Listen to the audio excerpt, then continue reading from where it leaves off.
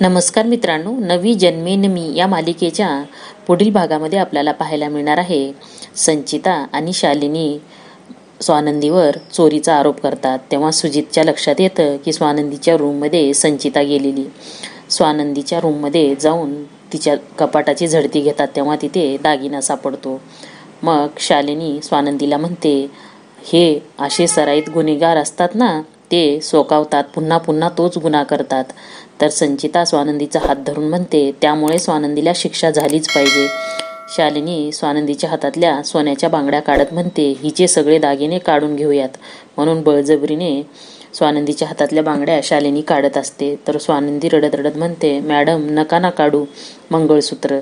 तर संचिता म्हणते, स्वानंदी मंगळसूत्र सोड. स्वानंदी म्हणते, मला खूप त्रास होतोय, मला सोडा ना. तर सरपोतदार किंवा मनी आला असेल का पुढील भागात? मंगळसूत्र काढू देणार नाही. हे बघणं रंजक ठरणार आहे मित्रांनो. धन्यवाद.